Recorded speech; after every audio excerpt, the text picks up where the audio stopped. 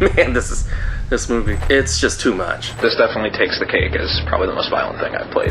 We are determined to stop a situation in which video games with violent content are being peddled to our children. You must watch this documentary seriously. How messed up does a movie or game have to be for a country to make it illegal? Today we're covering everything from movies to documentaries to games to even YouTube videos and channels which were all banned for being too controversial. This deep dive includes moments that would make you squirm. So grab some H2O and get ready because we're starting this video off with a horrible YouTube trend. Happy slapping. In 2005, a series of videos called Happy Slapping Videos appeared on YouTube. Despite the name, there was nothing happy about them. Happy slapping videos followed a disturbing pattern. A random stranger might be waiting at a bus stop, walking through a park, or just going about their day. Suddenly, out of nowhere, someone would run up and slap them while a friend filmed the whole thing. The victim would be left stunned and embarrassed. Sometimes they'd try to fight back, which only made the situation even more chaotic. Meanwhile, the person who slapped them would take off laughing as they ran away. But the slap wasn't the most humiliating part. The video would be uploaded to YouTube where it usually got a ton of views. Filming the slap was the whole point because, as people said, a happy slap was just a slap if nobody caught it on camera. Basically, someone assaults a stranger while being recorded on a camera phone, hopefully creating a video that will go viral on the internet. At first, people thought these videos were funny because the slap seemed harmless, just light taps on the cheek. But as more people started making these videos, it evolved into something far more aggressive. Young people started hitting strangers with enough force to knock them to the ground. There was even the case of a guy who yelled, "This is YouTube material," while recording himself harassing a stranger. This was no longer funny. It's absolutely insane that people were randomly attacked just so someone else can get internet clout. As these videos spread online, more and more people began to feel sorry for the victims. And the backlash against happy slapping hit like a hurricane. But people didn't just complain, they took legal action. In February 2007, a law was passed making happy slapping a crime in France. In Denmark, a lady was sentenced to 8 months in prison for her part in a violent happy slapping attack. Law enforcement in multiple countries cracked down on happy slapping at the same time. Although the police tried to stop it, happy slapping videos kept showing up on YouTube. In 2007, a UK school principal came up with an insane solution. The government should just ban YouTube. No YouTube would mean no place to share these videos. At the same time, YouTube was under growing pressure to act. Many people felt the platform was enabling bullying by allowing happy slapping videos to stay online. Some users even boycotted YouTube, refusing to use it until the videos were completely removed. With talks of a possible ban, YouTube finally acted and took down most of the happy slapping videos. They also updated their policies to prevent similar videos from being uploaded in the future. YouTube's new policies made it clear. Violence, even if it's a prank, is not allowed on the platform. Now, this next one we're diving into is a movie that was inspired by a tragedy that happened over 100 years ago. Hexen, Witchcraft Through the Ages. When Hexen was made in 1922, it was the most expensive film ever produced in Scandinavia. It also took 3 whole years to film, but after all that effort, it was banned for being too disturbing. And that's because this film was about a topic that many people were scared of.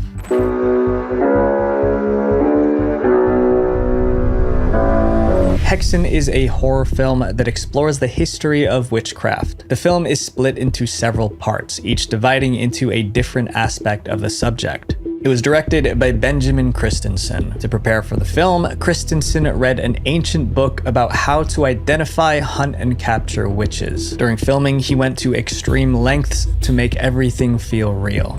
To evoke the right mood, Christensen shot most of the film at night, also highly unusual for 1922. The director even acted in the film himself, playing the role of the devil taunting priests and nuns. But the most disturbing part of the movie comes in part 3, where it shows how how witches were persecuted in the Middle Ages. It begins when a man named Jesper passes away lying in bed. His death seems natural, but Jesper's family believes he was murdered. The family accuses a poor old woman named Maria of taking Jesper's life, but Maria never even touched Jesper, so how could she have possibly harmed him? The family had an answer. Maria was a witch. Maria is old, wrinkled, and homeless. She looked exactly like what people thought a witch should look like, and that's all it took for them to accuse her. Back then, they believed witches could harm others using spells and curses. Jesper's family is so sure Maria is responsible that they report her to the judges. Maria is arrested and interrogated. At first, Maria insists she's innocent. She says, "How do you expect me to confess that which is not true?" But the judges pressure Maria until she finally cracks. Maria gives a false confession saying she's done horrible things. She said she gave birth to the devil's children, attended demonic feasts, and used magical ointments. But then Maria gets a bit carried away with her confession. She begins to accuse other women in the village of being witches too. The judges take notes as Maria names other supposed witches. Soon they have a long list. The women Maria accused are arrested and pressured to confess. Once they confess, they too are forced to name other witches in the village. It became a vicious cycle where, as the story says, every witch gives 10 other witches away. By the end, multiple women are found guilty and sentenced to be burned at the stake. The punishment is brutal and hard to watch. When Hexen was released in September 1922, it was very different from the other movies of that era. It showed people without clothes, black magic rituals, and a realistic devil with horns. The list goes on. There were torture chambers, possessed nuns, and even sacrifices. Hexen wasn't just a movie, it was a nightmare on screen. Because of the disturbing visuals, the film got a lot of backlash. Remember, this was way back in 1922. One movie critic said Hexen was absolutely unfit for public exhibition. In the United States, it was banned outright. Even in Sweden, where it was made, theaters were scared to play it. The filmmakers had to cut out some of the scariest parts just to get it shown. But even after the cuts, people still thought the film was too much to handle. Over time though, Hexen became a classic. The makeup sets, costumes, and special effects were ahead of their time. Today, Hexen is even listed as one of the 1001 movies you must see before you die. And if you're not too scared, you should check it out.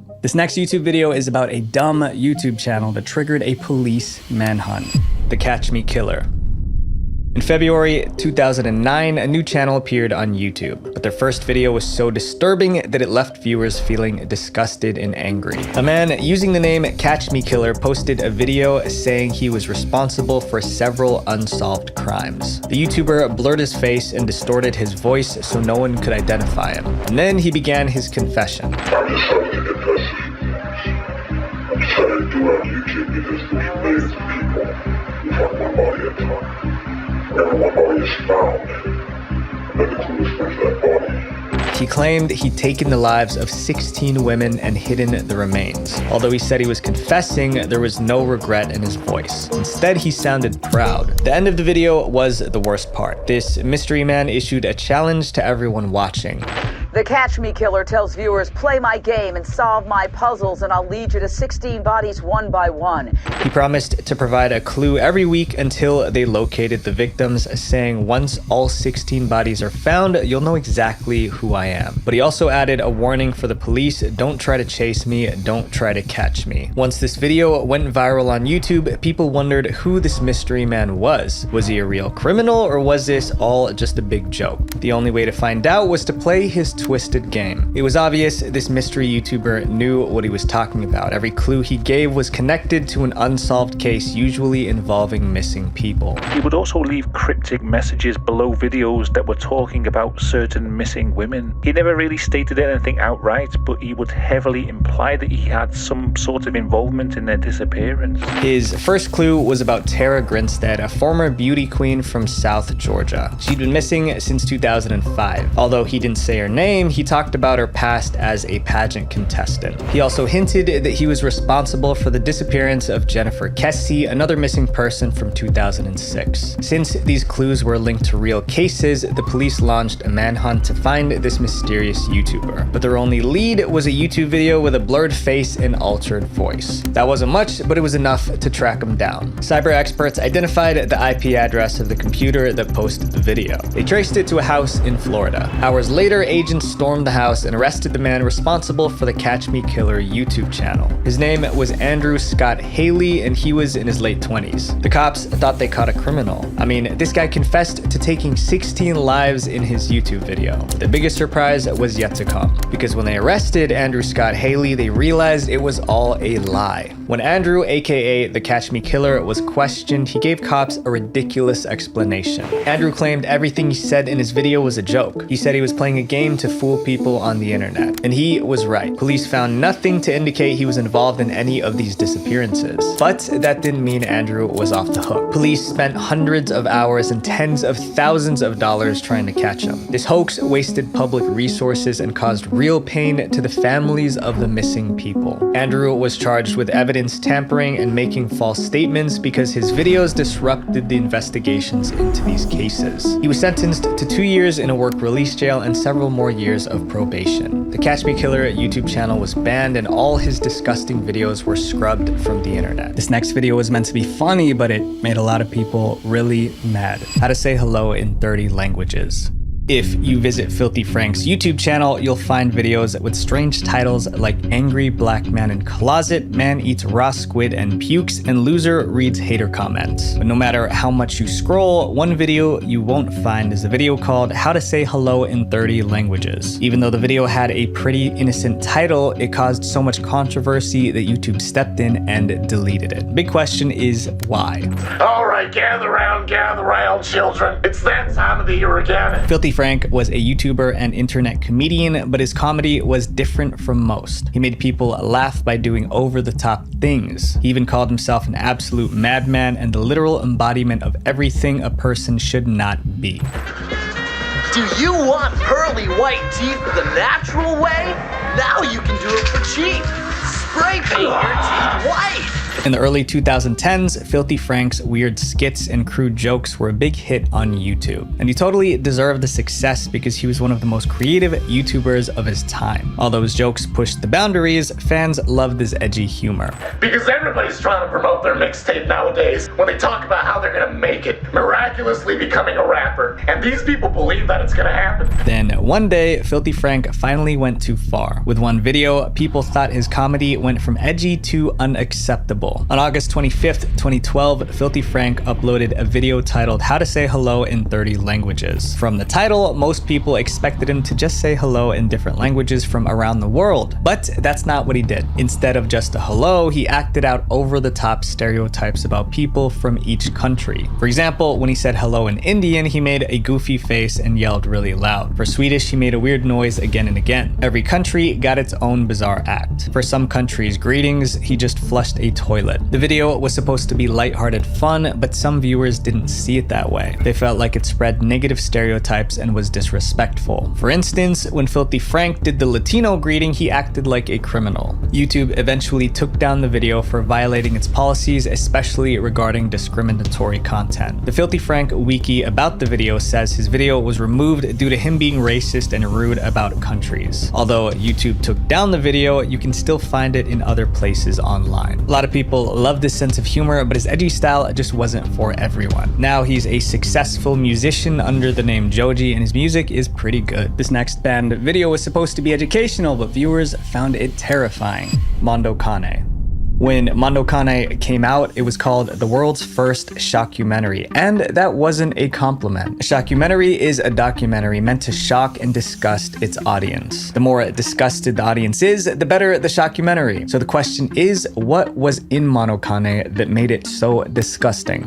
Mondo Kane is a spectacle as big as the eye can see. Mondo Kane was produced in 1962 by a team of Italian filmmakers. Initially, they told everyone that they were making a documentary about different cultures around the world. That sounded innocent enough. However, people began to realize that this was no ordinary documentary when they first heard the title Mondo Kane. Mondo Kane is an Italian phrase that literally translates to dog world. But it wasn't just about the dogs, it had a much darker meaning. The director titled the documentary Dog World potential to show that humans can be just as wild and cruel as animals. In this case, dog world meant a harsh world where people acted like beasts, kind of like saying a dog-eat-dog world. Mondo Cane wasn't just about different cultures from around the world. It focused on the most violent and disturbing practices. It was a collection of footage displaying mankind at its most depraved and perverse. Once the documentary was ready, posters popped up all over Italy inviting people to watch it in theaters. Hurry, hurry, hurry!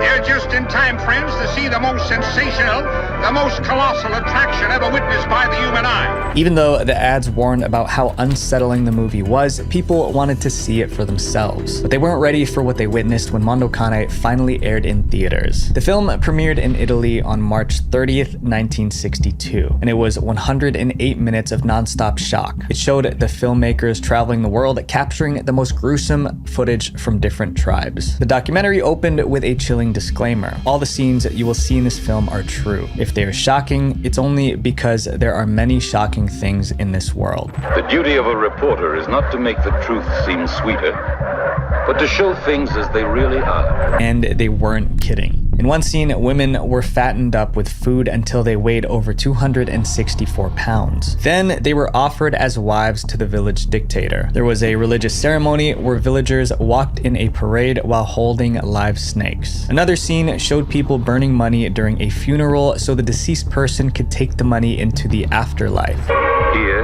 after hundreds of dark centuries, men discover for the first time in their lives that they have a doubt. The film also included scenes of animals being treated badly. Mondo Cane definitely delivered on its promise. It was shocking, disgusting, and soon everyone was talking about it. Mondo Cane. People all over the world are talking about Mondo Cane. For Mondo Cane has more in it to talk about than any picture ever before seen.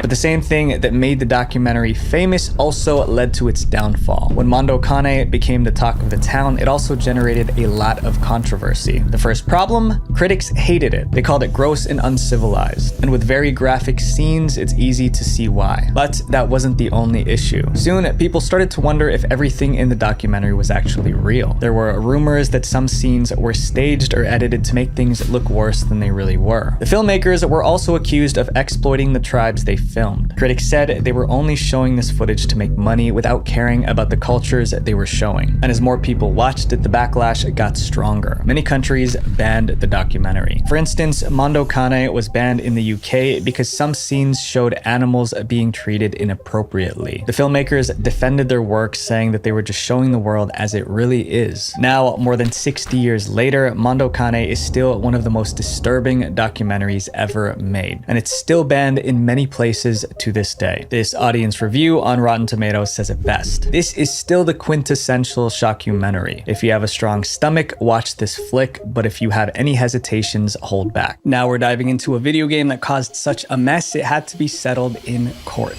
Bully.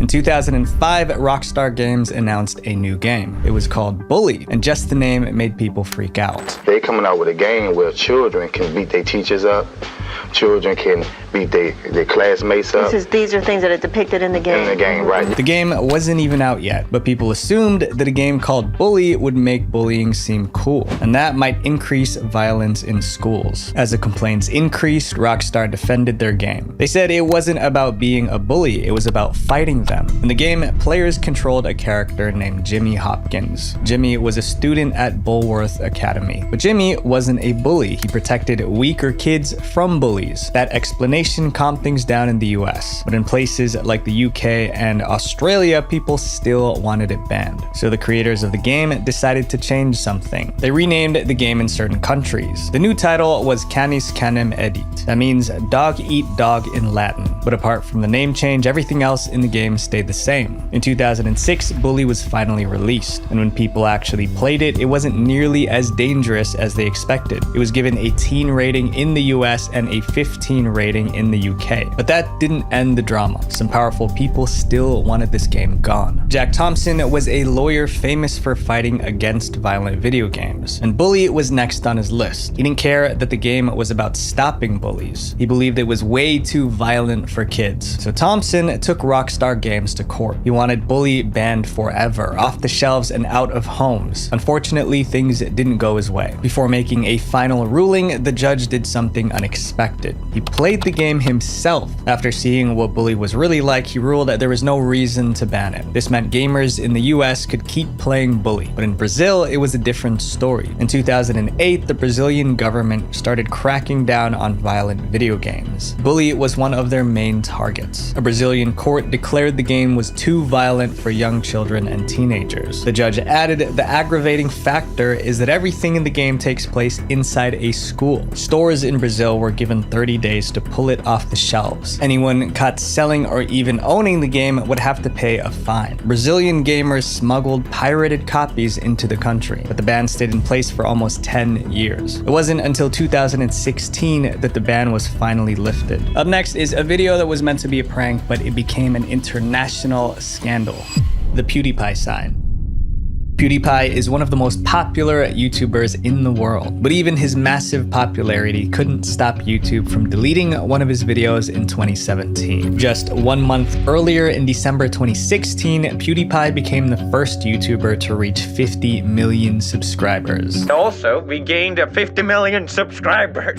At that point, he was making around $14 million a year from ads and sponsorships. Huge brands like Disney were collaborating with him, and he was about to release the second season of his show, Scare PewDiePie. Life was great for PewDiePie, but all the success came with pressure. To keep his 50 million subscribers entertained, PewDiePie needed to post exciting videos regularly. If he slowed down or put out boring videos, it could keep him from growing. You know, even though it might not seem like it, I really care about every single video I make. I make sure it's the best it can be. I do daily content after all. Just weeks after hitting 50 million subscribers, PewDiePie came up with a dumb video idea that almost ruined his career. PewDiePie decided to make a video where he would check out strange services available on the internet to show how crazy the modern world is. To find online services, he went on Fiverr, which is a website with thousands of freelancers. There's a website called Fiverr where you basically can ask anyone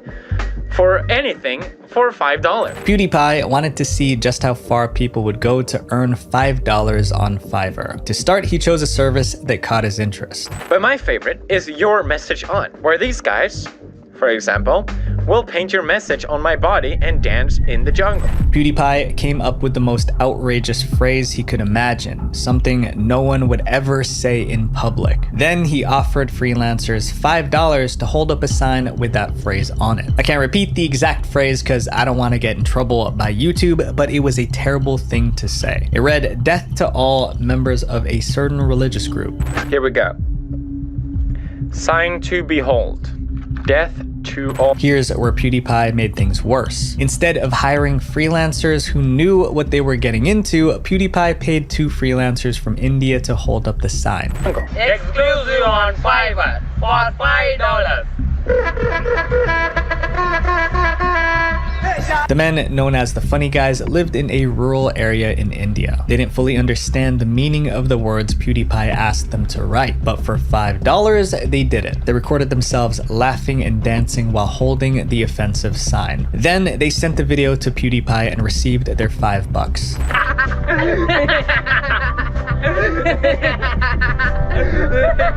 In January 2017, PewDiePie shared the video on YouTube. He expected his fans to laugh at what people would do for $5, but they didn't find it funny at all. News outlets around the world picked up the story accusing PewDiePie of promoting violence. Reporters dug up other controversial videos on PewDiePie's channel, including one that showed a man dressed as Jesus saying Hitler did absolutely nothing wrong. But PewDiePie wasn't wasn't the only one getting criticized. The Fiverr freelancers from India who held up the sign were also in trouble. Fiverr.com was created by Israelis, and PewDiePie's sign was a direct insult to their people. To punish the Indian freelancers, Fiverr banned their accounts, preventing them from getting any freelance jobs on the platform. Desperate, the Indians made an apology video saying that they didn't know what the message on the sign meant. Extremely sorry for the mistake we have made in the video.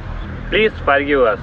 We really don't know what the message meant while making the video. They also said that losing their Fiverr accounts took away their main source of income. Everyone felt bad for them. Even PewDiePie tried to help them get back on Fiverr. Now PewDiePie on Twitter publicly reached out to them saying, at Fiverr, get them back their account. Please ban me, it's fine, but doesn't seem fair to ban these guys. As far as I know, the Indian freelancers never got their Fiverr accounts back. But the situation was hurting PewDiePie too. Reporters reached out to companies working with PewDiePie, asking how they felt about his offensive video. In response, major brands including Disney terminated their deals with him. YouTube also canceled Scare PewDiePie Season 2 and removed them from the Google Preferred program, making him lose a ton of money. As the backlash continued, the video disappeared from PewDiePie's channel. It's not clear if YouTube deleted it because it violated their policies or if PewDiePie took it down himself. However, PewDiePie did apologize, saying, "I think of the content that I create as entertainment and not a place for any serious political commentary. Though this was not my intention, I understand that these jokes were ultimately offensive." However, this scandal didn't destroy PewDiePie's career. He bounced back and is still one of the biggest YouTubers today. The next film is so twisted that even horror movie fans struggled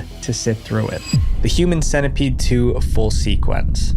Before any movie can be released in the UK, it has to be approved by the National Film Board. It's a standard process, but when the Human Centipede full sequence was submitted for approval, the authorities didn't just reject it. They said it was just too horrible to show. Usually, a rejected movie can cut out the bad scenes and reapply for approval, but not this time. The board said that no amount of cuts would allow them to give this film a certificate. So what was in this movie that caused such an extreme reaction? The Human Centipede full sequence is about a man named Martin Lomax. Martin is a security guard who works in an underground parking garage. But Martin has a secret obsession. He wants to create something called a human centipede. It's a twisted concept where multiple people are stitched together to form one long, crawling creature, like a centipede. He got the idea from a movie he watched. Martin is so fixated on this idea that he even tells his mom about it. Obviously, she thinks he's out of his mind. He keeps on talking about a centipede with 12 people. But Martin doesn't care what anyone thinks. Even though he has no medical training, he starts gathering tools like duct tape and a staple gun to bring his twisted vision to life. He also finds an abandoned warehouse, which is the perfect spot for his plan. Then Martin begins kidnapping people one by one and taking them to the warehouse. Once he has 12 people, Martin begins his experiment. He uses a staple gun and duct tape to attach them together, and I'll let you fill in the rest. And yes, the movie shows every moment of this process. Once his creation is complete, Martin forces the centipede to crawl, deriving pleasure from his twisted work.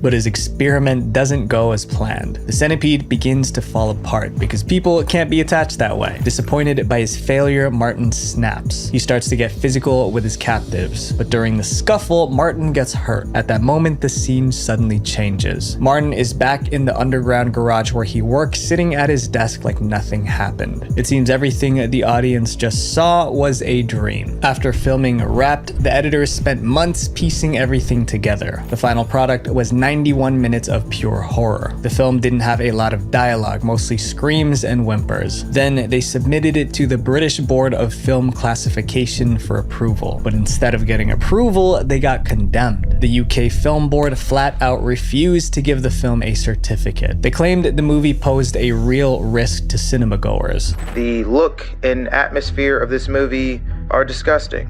It being black and white and often dimly lit just makes this world look depressing and gives me this uncomfortable feeling. Not getting approved meant the film couldn't be legally supplied anywhere in the UK, even on DVD or download. It was essentially banned across the country. As expected, the director was not happy with the board's decision. He issued a public statement criticizing their stance. He said, "Thank you for banning my film in this exceptional way. Apparently, I made a horrific horror film, but shouldn't a good horror film be horrific? Give people their own choice to watch it or not. If people can't handle or like my movies, they just don't watch them. If people like my movies, they have to be able to see it anytime, anywhere, also in the UK." For most films, a ban like this would have been the end of the story, but The Human Centipede was different. Instead of avoiding the controversy, the producers leaned into it, using the ban as a key part of their marketing strategy. In the trailer, they said Human Centipede banned in the UK poses a real risk that harm is likely to be caused to potential viewers.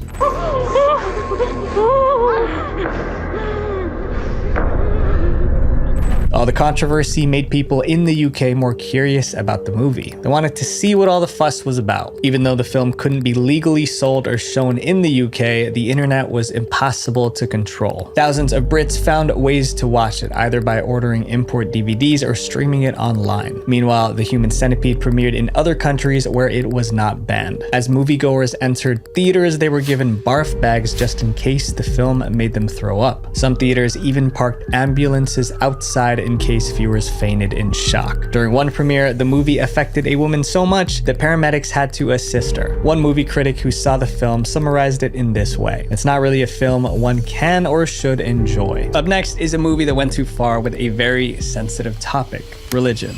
The Last Temptation of Christ.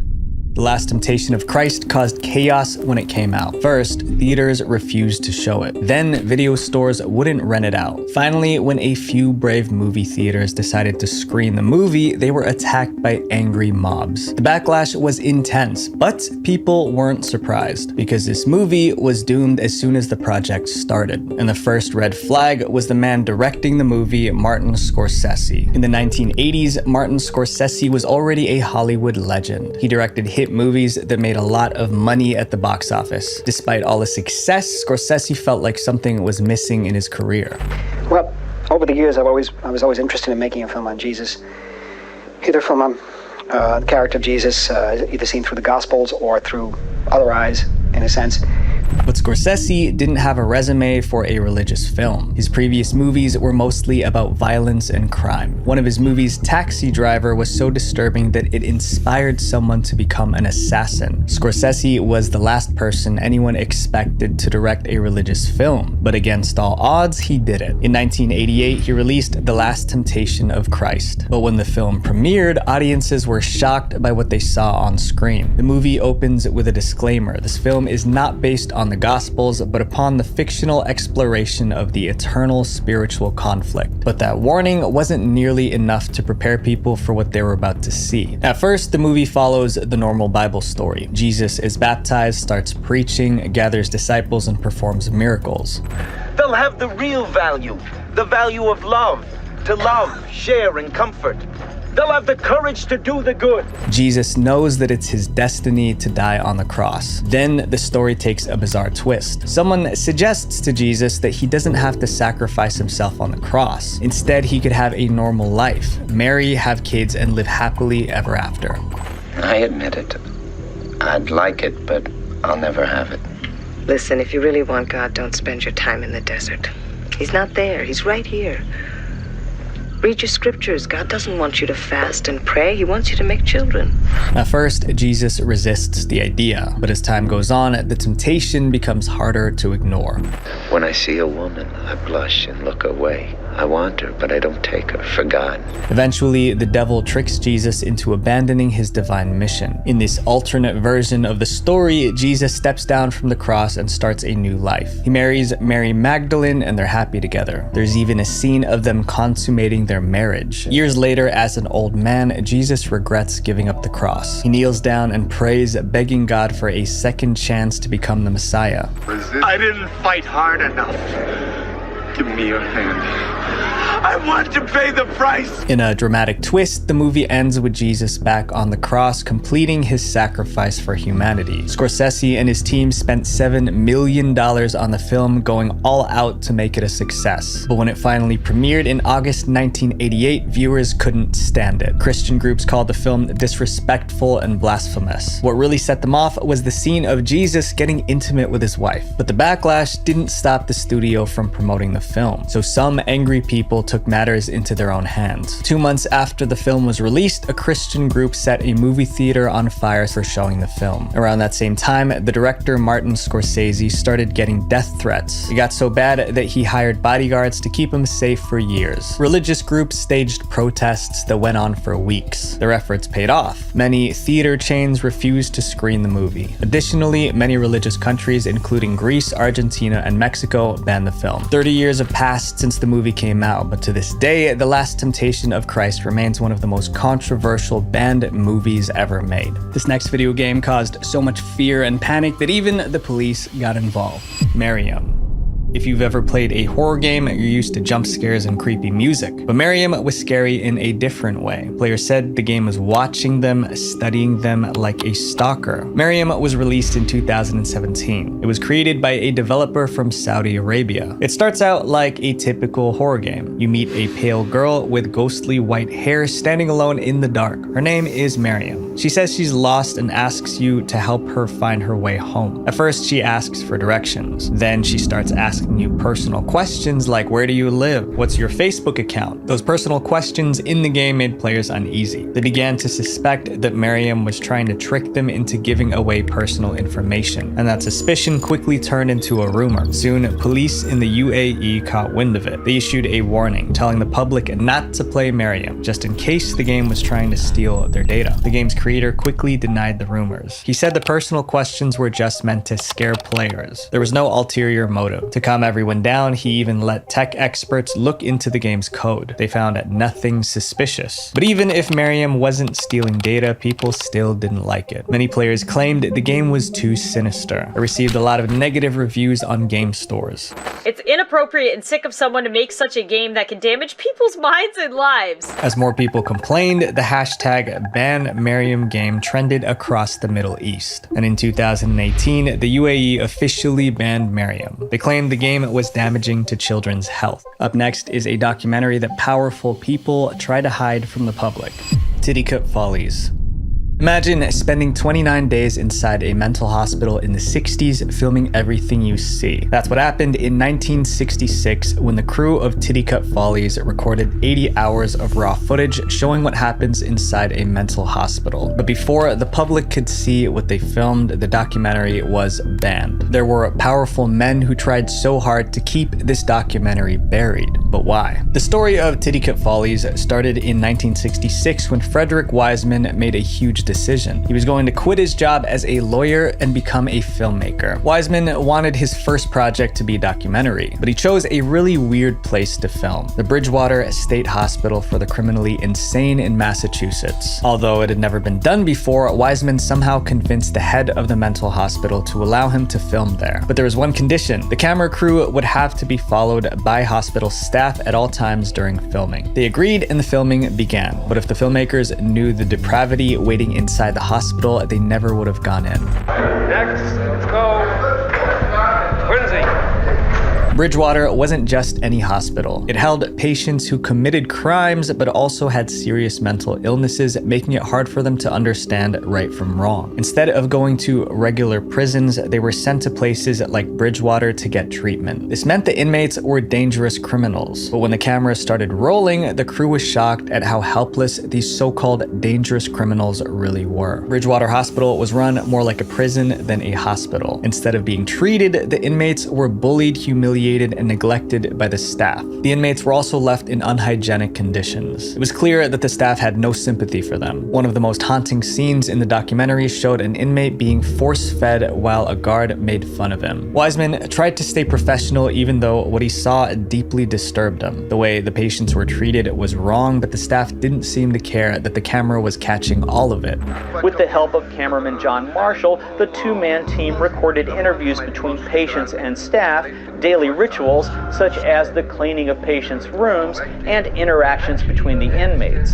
The crew spent 29 days filming the horrors inside Bridgewater and then spent a year editing the footage into an 84-minute film. The documentary didn't have any narration, interviews, or explanations. It just showed what life was really like inside the hospital, leaving it up to the viewer to make sense of it. When the documentary was finally ready, Wiseman couldn't wait for people to see the truth about Bridgewater. He arranged for it to be premiered at the 1967 New York Film Festival. Everything was set to go, but then, just before the premiere, something unexpected happened. A powerful group suddenly showed up and tried to stop the documentary from being shown to the public. As the premiere date approached, rumors started spreading that Titicut Follies contained unsettling footage of the patients being mistreated. That's when the Massachusetts government realized they could be in big trouble. If people saw the horrible things happening in the film, families of the inmates might sue them. After all, it was the government's job to make sure the hospital was running properly. And so the Massachusetts governor and other top officials took the film to court to prevent it from being shown. Their official reason? They said the documentary violated the patient's privacy and dignity. They also accused Wiseman of breaking an oral contract that was supposed to give the government control over what could be shown. But the director Wiseman wasn't going to give up easily. He wanted the world to see what really happened in the hospital, and he was ready to fight for it. And remember, he was a lawyer before he became a filmmaker. This kicked off a long legal battle between one filmmaker and the Massachusetts government. Wiseman won the first victory when a New York state court allowed the documentary to be shown at the film festival. But ultimately, he was no match for the might of the Massachusetts government. In 1968, a Massachusetts judge ordered Titicut Follies to be pulled from theaters and for all copies to be destroyed, claiming once again that it violated the privacy and dignity of the patients shown in the documentary. This was the first time a movie got banned in the United States for reasons other than obscenity, immorality, or national security concerns. It wasn't until over 20 years later, in 1991, that the court finally allowed it to be released. But there was one condition. The film had to include a statement explaining the changes and improvements had been made in Bridgewater since 1966.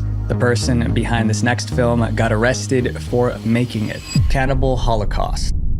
Imagine a documentary so shocking that the director was arrested for making it. And the crazy part, he was arrested because people thought he ended someone's life live on camera. The documentary at the center of all this drama was called Cannibal Holocaust. So why did the director create something so controversial? It all started back in 1979 when an American film crew set out to make a documentary about the tribes living deep in the Amazon rainforest. But there was something especially dangerous about the tribe they wanted to investigate. They were cannibals. It wasn't the smartest idea to wander into a forest looking for a tribe known for eating people, but that's exactly what these filmmakers did. The team, made up of a director, a writer, and 2 cameramen, traveled from the US and began their journey through the thick Amazon rainforest. It didn't end well. Those 4 documentary filmmakers were never heard from again. Most people assumed the worst, that they were captured and eaten by the tribe they went to film. But others believed the filmmakers might still be alive, lost somewhere in the jungle.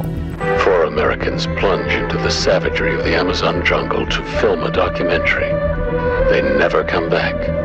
Are they still alive? If so, where are they?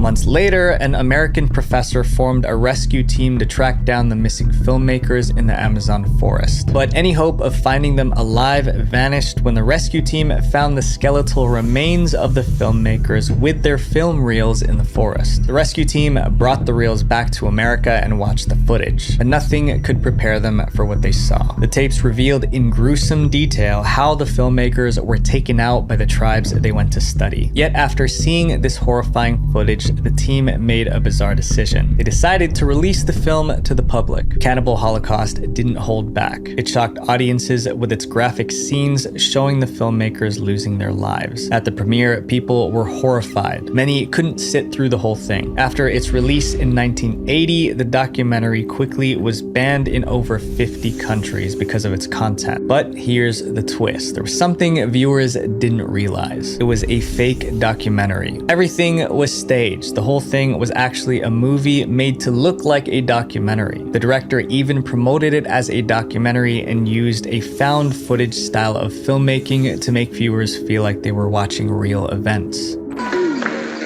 By appropriating the techniques of the documentary world, Deodato had skillfully persuaded audiences into thinking they were watching real, uncut scenes. When the director announced that it was all fake, it surprisingly made the situation far worse because people refused to believe that it was fake. The scenes were so realistic that viewers thought the actors who lost their lives in the film were actually killed. The way they faked that scene and other scenes in the movie were, something that Hollywood special effects guys probably couldn't duplicate with millions of dollars. Things got so serious that the police stepped in. The director was arrested by Italian authorities and charged with murder. Even though he tried to explain that it was just a movie, the cops didn't buy it. They planned to use the film as proof that he was guilty. And it didn't help that the director made the actors sign contracts to not go out in public for a year after the film's release, all to make it seem like it was a real documentary. To avoid a life sentence, the director Deodato had to bring the actors to court to prove that they were still alive and explained how he used special effects to fake the deaths. The actors also appeared on an Italian TV show together to prove to the entire country that they were in fact alive. Deodato was pretty much a genius at the way he tried to fool the audience with the camera running out of film and stuff like that. He was very clever. Even the native tribe shown in the movie wasn't real. Many of the so-called natives were just local actors hired from nearby towns. The backstory was fake too. No filmmakers were lost in the Amazon and no rescue mission was ever launched. It was all just a stunt to get people to watch this movie. The problem was that it worked so well that Deodato almost went to prison for life.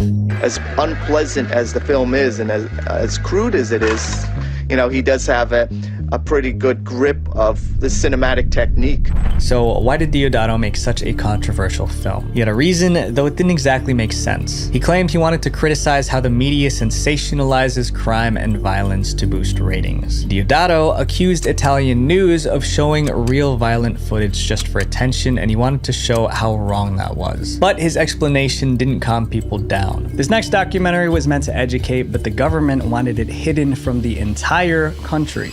The War Game.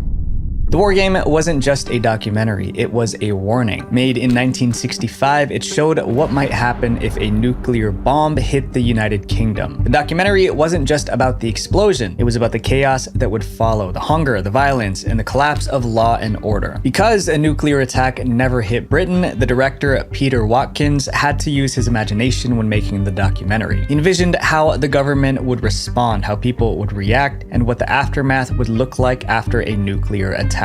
So, why would someone make a documentary like this? Most documentaries are made because the director is passionate about the topic, but this one was different. Peter Watkins, the director, didn't want to make a film about a nuclear attack. His bosses at the BBC made him do it. The BBC, or British Broadcasting Corporation, was like the official TV network of Britain. Their job was to keep people informed. In 1965, the British public was worried about what would happen if a nuclear bomb hit the United Kingdom. In response to these fears, the BBC asked filmmaker Peter Watkins to create a documentary that would explore this terrifying possibility. The BBC didn't just want to talk about what could happen, they wanted to show it. It seemed like a good idea at the time, but things didn't go as planned. Because the documentary Peter Watkins created was so terrifying, it was banned. Peter Watkins, who was only 29, was one of the best documentary filmmakers in Britain. He was so talented that people said he could make films in the same sort of way that Mozart could compose music. In other words, Peter Watkins was a genius. When the BBC ordered Watkins to make a scary documentary about a nuclear attack, he took it very seriously, maybe too seriously. He worked with scientists, experts, and government officials to make the war game as realistic as possible. 9:16 a.m. A single megaton nuclear missile overshoots Manston Airfield in Kent and airbursts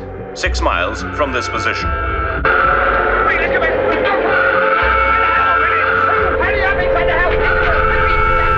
The documentary showed people hiding in fear, neighborhoods destroyed, and people becoming ill. There were also scenes of citizens looting shops, firestorms, and whole cities reduced to rubble. Food supplies run out and the police are armed. Even those who escaped injury go into a state of fear and shock from the things they've seen. Throughout the documentary, a narrator explains how these events could really happen if a nuclear war occurred. December the 25th. A refugee compound in Dover, Kent. 4 months after the attack.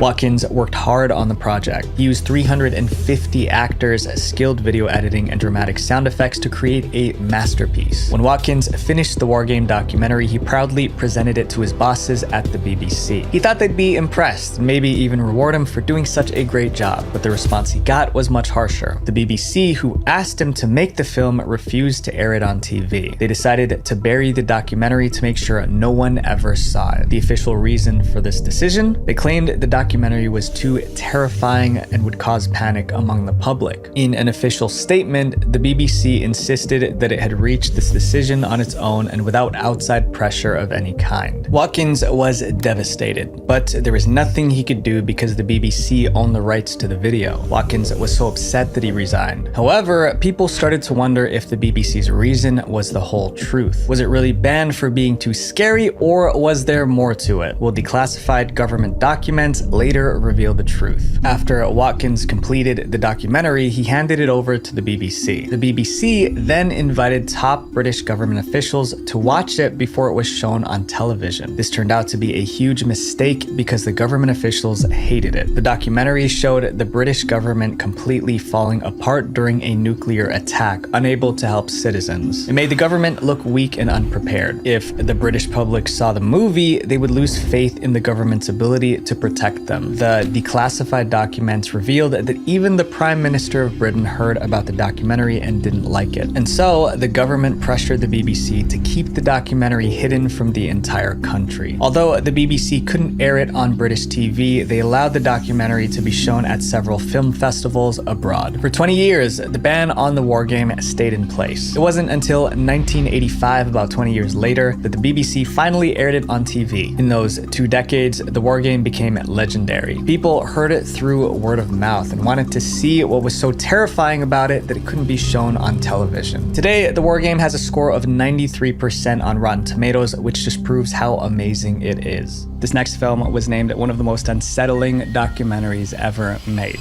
The act of seeing with one's own eyes.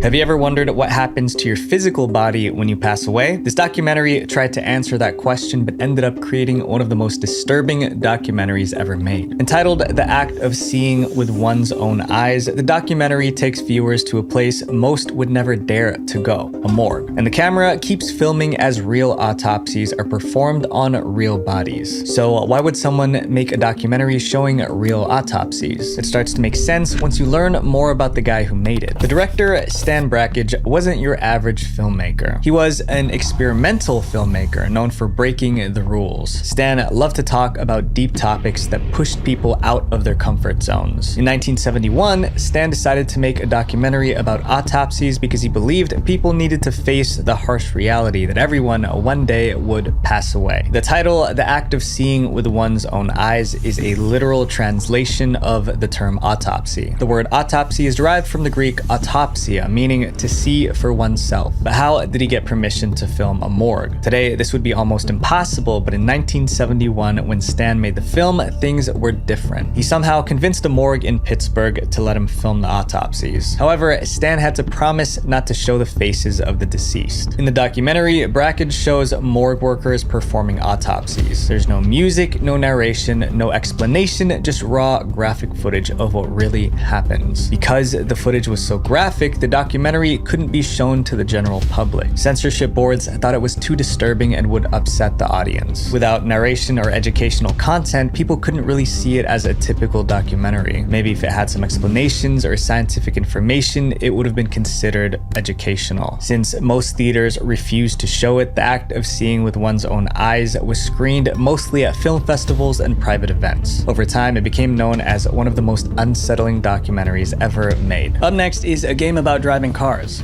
So why did it get banned? Carmageddon. Carmageddon came out in the late 90s, but it wasn't your usual racing game. Instead of punishing reckless driving, the game rewarded it. Players were encouraged to smash cars, run over pedestrians, and destroy everything in sight. The more chaos they caused on the road, the more points they got. Gamers thought Carmageddon was awesome, but for governments around the world, it was a serious problem. They felt the game encouraged reckless driving, and that could lead to real-life danger on the roads. To stop that from happening, some countries took drastic measures. years. Several countries, including Brazil and Argentina, banned Carmageddon completely, but in the UK it turned into a messy back and forth. Every game sold in the UK had to be approved by the British Board of Film Classification, or BBFC, but when the BBFC saw Carmageddon, they refused to give it a rating until the violent parts were removed. Without the rating, the game couldn't be sold in the UK. Carmageddon creators fought back. They said the violence was no worse than what you'd see in Tom and Jerry, but the BBFC didn't budge. Carmageddon needed to be less gory, or it'd never be sold in the UK. Eventually, the game developers gave in. They made a new version where pedestrians were replaced with zombies, and instead of red blood, they had green goo. That way, it wouldn't look like it was encouraging real-life violence. The authorities were satisfied and allowed the game to be released in the UK. But what happened next made the BBFC look like fools. Not long after the censored version was released, something strange showed up online. It was a patch for the game, and it brought everything back. Zombies were swapped out for humans again. Green goo turned into red blood. It turns out that the patch was created by one of the original developers who worked on Carmageddon. Even worse, the game's publishers knew about it, but they didn't lift a finger to stop it. When the BBFC found out, they were furious. They felt tricked. First, the publishers got the rating by censoring the game. Then, they secretly brought back the violent version with a hidden patch. The BBFC took the game to court. For 10 months, they battled it out in court. But in the end, the BBFC lost. The BBFC's decision to ban the game was overturned, and the original Carmageddon, full of blood and gore, was released in the UK. This next movie was so influential that it encouraged real-life criminals to commit horrible crimes. Natural Born Killers. Natural Born Killers wasn't banned because people hated it. It was banned because they liked it too much. Some people even wanted to act like the characters in the movie. But if you know anything about the film, you'll understand why anyone imitating it was a recipe for disaster. Natural Born Killers is a romantic crime action film from 1994. The movie follows the story of Mickey Knox and his girlfriend Mallory. Both of them come from deeply troubled families. But when they meet, it's love at first sight. Who are you? Who are you? I'm Mallory. It seems like a typical love story. Mickey and Mallory even make plans to run away together. That's when the movie goes from romantic to disturbing. Mallory doesn't like her parents because of how they treat her. Before she and Mickey hit the road, they end Mallory's parents' lives as an act of revenge. After the crime, the couple has an unofficial marriage ceremony on a bridge. You marry me? Of course I'll marry you. I've been waiting for you to say that for so long. As husband and wife, they journey across the country, but it's going to be a horrifying journey. As Mickey and Mallory move from place to place, they leave a trail of bodies behind. In one scene, they eliminate everyone in a diner just for fun. Soon, they realize they've claimed 52 victims in New Mexico, Arizona, and Nevada. The police launch a manhunt to catch them. Mickey and Mallory's faces are everywhere on TV and in newspapers. The police expect the public to help them track down the fugitives. But the opposite happens. Instead of seeing Mickey and Mallory as villains, the media turns them into idols. TV reporters romanticize their crimes. One journalist named Wayne Gale takes it even further. On a show, Wayne portrays the couple as rebels fighting against a broken system. Tell the tale of Mickey and Mallory. Thanks to the media, Mickey and Mallory become full-blown celebrities. However, they don't get to enjoy their newfound fame. After a violent shootout with the police, the couple is arrested and sent to prison. But even behind bars, their fame doesn't fade. Reporters are desperate to interview them. After spending a year in jail, Mickey and Mallory somehow manage to break out. After all their crimes, the film ends with Mickey and Mallory walking away without any consequences. I'm on mission. Come on, let's go. Okay, baby. Natural Born Killers premiered in August 1994, and it was an instant hit. During its open weekend, it went straight to #1 at the US box office. It made $110 million on a $34 million budget, which was a huge profit. However, the film's popularity soon became a curse. Copycat crimes in real life started happening across the country. The criminals behind these attacks said the film inspired them. One even dressed like Mickey Knox during his crime. Another group of real criminals codenamed their attack NBK, which stands for Natural Born Killers. People started accusing the movie of sending the wrong message, that breaking the law was somehow cool. The ending where fugitives walk away free was the worst part, but according to the director, that was the exact opposite of what he was trying to portray. The film was meant to criticize how the mass media sensationalizes crimes just to boost ratings and get more views. It was supposed to inspire change, not violence. However, because people lost their lives in these real-life copycat crimes, the film developed a dark reputation. Eventually, because of the film's violent content and negative message, it was banned in Ireland and the Philippines, and maybe banning it was for the best. This next game was banned because parents feared it could turn players into substance addicts. Fallout 3.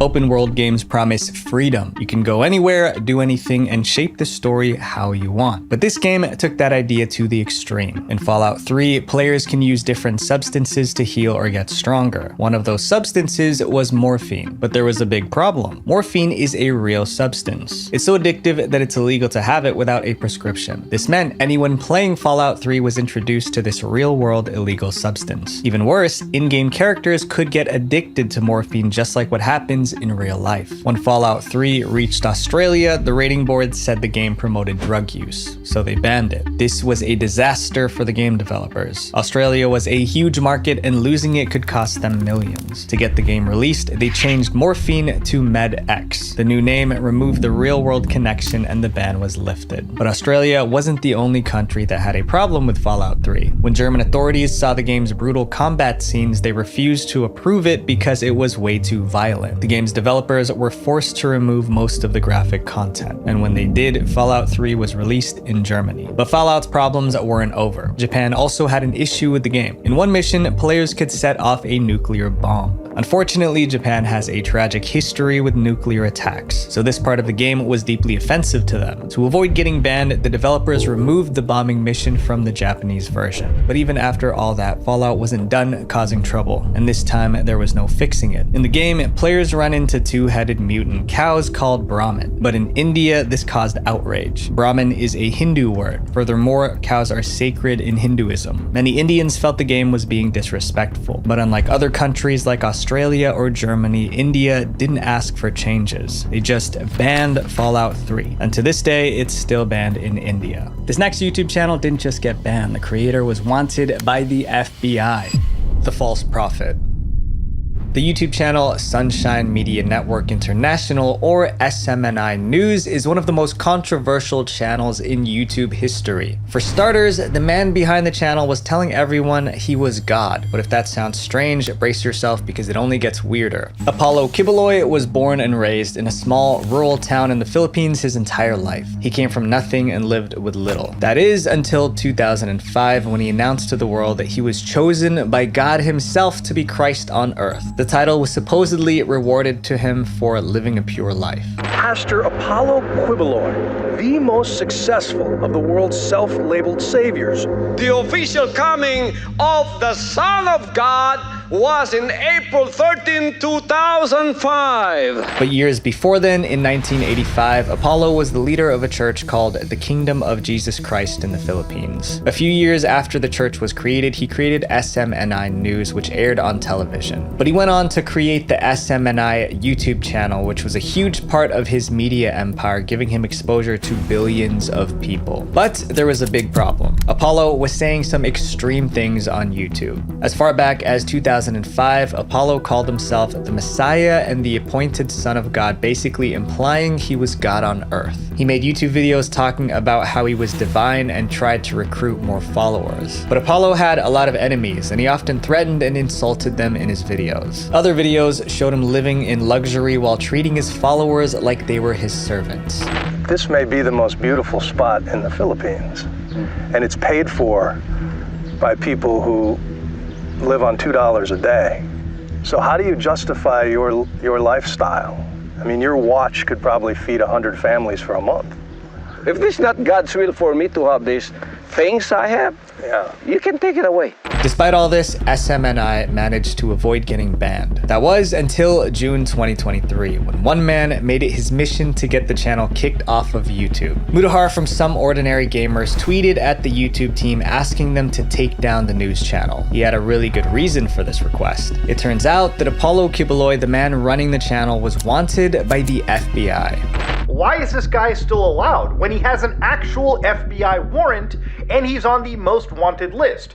The tweet read, "Someone at Team YouTube has to help the feds or shut this account down. Priest is running a channel still reaching out to victims." After his tweet got a couple thousand likes, YouTube decided to investigate, and what they found was very disturbing. The FBI accused Apollo Kiboloi for running a labor trafficking ring. He was allegedly bringing church members to the US using fake visas. Once they arrived, the members would roam the streets asking people to donate to a kids charity called the Children's Joy Foundation. But the charity was just a front. All donations were going straight to Apollo's pockets. Besides the charity scam, Apollo was involved in other illegal activities like his fixation with selecting the perfect personal assistant. He would handpick female church members to be his personal assistants. These women were forced to work at his house during the night doing things that were far from normal assistant duties. The worst part, some of them were on the younger side. The FBI found out about his crimes, and in 2022, they added Apollo to their most wanted list. What really worried YouTube was that Apollo's SMNI channel, which had over 47,000 subscribers, was allegedly being used to recruit victims. Just one day after the tweet, YouTube permanently banned the SMNI news channel for breaking community guidelines. Although the channel was banned, Kiboloi managed to avoid arrest for about a year. But finally, in September 2024, the FBI caught him. And a year later, he has actually been arrested by the police, possibly facing extradition. Ordinary people risked their lives to make this next documentary, while many people try to stop them. The Cove. The Cove is a disturbing documentary about a hidden cove in Taiji, Japan. A cove is kind of like a small beach surrounded by rocks or cliffs. But why make a documentary about this particular cove? It's because of the awful things that happen there. That's a dolphin's worst nightmare, right there.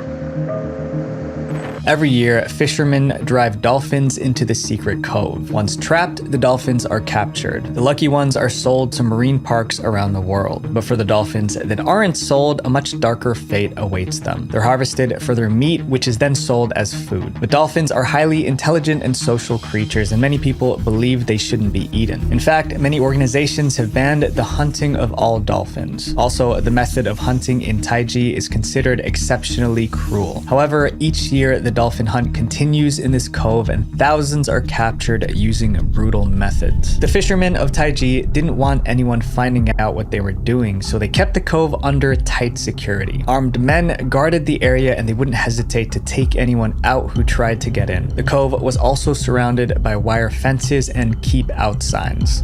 You'll see the signs, keep out, danger. There are fishermen walking around these hills with knives. On many occasions, local fishermen have gotten physical with journalists who try to record what goes on in the cove. Even the local police helped hide what was going on. The fishermen told me, they said if the world finds out what goes on here, we'll be shut down. For decades, this cruel hunt was kept a secret from the world. That was until dolphin activist Rick O'Barry heard about it. He wanted the world to know how dolphins were being treated in Japan. But the real question was, would he risk his life to expose the truth? Rick O'Barry wasn't always a dolphin activist. In fact, he was once the guy who made dolphins popular on TV. In the 1960s, Rick trained dolphins for the TV show Flipper. He spent years teaching dolphins to perform tricks and entertain crowds. But everything changed after one of his beloved dolphins passed away. Rick realized that keeping dolphins in captivity was cruel, and he dedicated his life to freeing them. When Rick and his team of activists found out about the dolphin hunt in Taiji, they decided to make a documentary exposing the truth. But they knew it wasn't going to be easy. The town, Taiji in Japan, is very fierce in protecting its secret. Rick O'Barry and his team knew they couldn't just stroll in with their cameras. To get footage for their documentary, they would need to act like spies in a Hollywood movie. So they came up with a plan. Rick recruited an elite force of specialist divers, surfers, and underwater cameramen and special effects creators in order to expose the cove. Rick and his team entered Japan pretending to be tourists, blending in to avoid suspicion. Once they reached the town of Taiji, they executed the toughest part of their plan. And so we've snuck in the middle of the night. Yeah. We set the cameras. These are prototypes of the first hard drive cameras ever made. We set those in the cove and my team went to bed. The divers moved through the water quickly, placing hidden cameras disguised as rocks around the cove in the middle of the night. They also set up high-tech gear like underwater microphones to capture the sound during the hunt. Right. And I was hanging from a rope with black paint on like a ninja. And then we had to come back the next night to retrieve them. When I was hanging from the rope, I had a camera, so I'm watching it through the lens. The footage from the hidden cameras showed hundreds of dolphins being captured, and it was so brutal that it was hard to watch. But the footage didn't just capture the hunt. It also exposed something else too. The dolphin meat being sold in Japan was contaminated with high levels of mercury, which is dangerous. Eating meat contaminated with mercury over a long period can cause mercury poisoning, which can be fatal. When the cove was released in 2009, the graphic scene showing dolphins being hunted made people sick. Viewers were angry and activists demanded an end to dolphin hunting. But not everyone was happy that the documentary was out. The film has drawn criticism in Japan from protesters labeling it anti-Japanese. The government believed the documentary hurt their reputation and gave a false impression of their culture. Unlike many Western countries, dolphin hunting wasn't illegal in Japan. Fishermen in Taiji also argued that the film was an attack on their way of life. Due to all the backlash, the documentary was unofficially banned in Japan. Whenever a screening was planned, protesters would show up and force the event to be cancelled. Some politicians even threatened people trying to show it in theaters. On top of that, the company with the rights to air the documentary in Japan got sued by someone in the film. But eventually, a few theaters in Japan managed to show the documentary. Unfortunately, dolphin hunting still happens in Taiji today, but the Cove shined a spotlight on the issue. You've definitely heard of this next game, but you probably don't realize it has a dark past. GTA San Andreas. In 2002, Rockstar Games started creating GTA San Andreas. The GTA series was already a hit, mainly because of the crime, chaos, and violence. But Sam Houser, the co-founder of Rockstar Games, wanted to push the limits. With GTA San Andreas, he didn't just want violence, he wanted to add bedroom scenes. So the developers created a part of the game where players could engage in intimate acts with in-game characters. And it was more than a simple cutscene. No, it was a fully playable time minigame. The minigame was pretty simple. First, your in-game girlfriend would invite you in for coffee. You want to have some coffee? If you said yes, you entered a room where you controlled all the action, if you get what I mean. But there was just one problem. Because the minigame contained adult content, GTA San Andreas would get an adults-only rating. Adults-only games can only be sold to adults. That meant Rockstar could lose millions of dollars in sales because kids wouldn't be able to buy it. The company didn't want to lose money, so at the last minute, they decided to remove the minigame. However, GTA San Andreas was almost done, so removing it was complicated. That's when they came up with a really bad idea. Instead of fully deleting the intimate bedroom scene, they buried it deep inside the game's code. They assumed no one would discover it. They were wrong. In October 2004, GTA San Andreas launched, and within a month, a gamer named Patrick W discovered the hidden minigame. But Patrick W wasn't just a regular gamer, he was also a modder. He started messing with the game's code and figured out how to unlock the hidden minigame. From there, he developed the Hot Coffee mod. With this mod, anyone playing GTA San Andreas on a PC could access the explicit bedroom content. In June 2005, Patrick uploaded the Hot Coffee mod to GTAgarage.com. It was downloaded over 1 million times within 4 weeks. Now, players all over the world had access to an explicit minigame with a bedroom scene, and they loved it. Game chat rooms were buzzing with excitement, but soon people started to realize what this actually meant, and it wasn't good. When GTA San Andreas was first released, it was rated mature. That meant only kids 17 and older were allowed to buy it. But now, the hot coffee mod unlocked bedroom scenes, making the game inappropriate for anyone under 18. The problem was, thousands of kids already bought it. In other words, an adult game was in the hands of children. Parents and politicians were furious.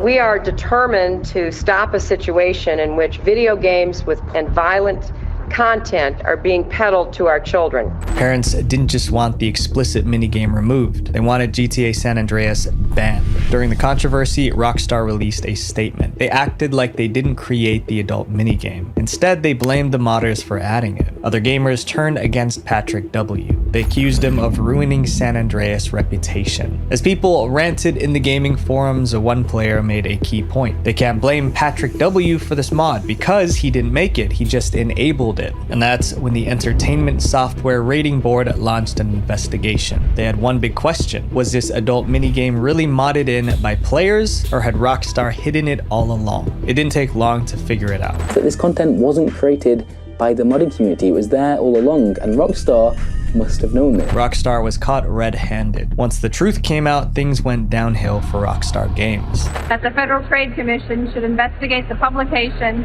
of the video game Grand Theft Auto San Andreas to determine if the publisher intentionally deceived the Entertainment Software Ratings Board to avoid an adults-only rating.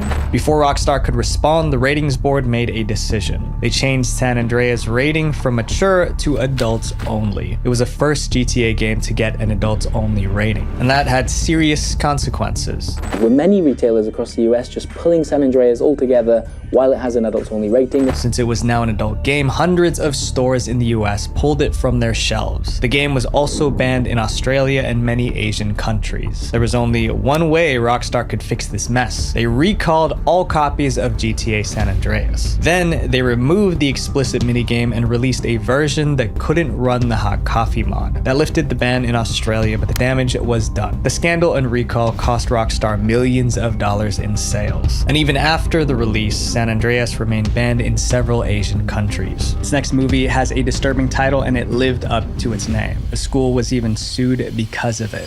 Faces of Death.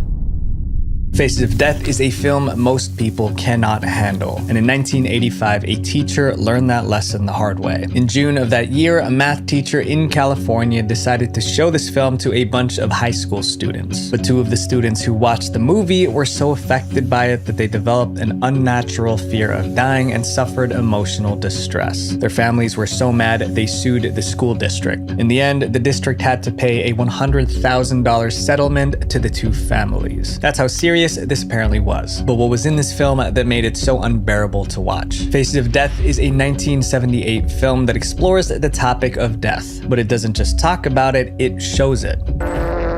Now, a motion picture dares to take you beyond the threshold of the living, where you may discover your own face of death.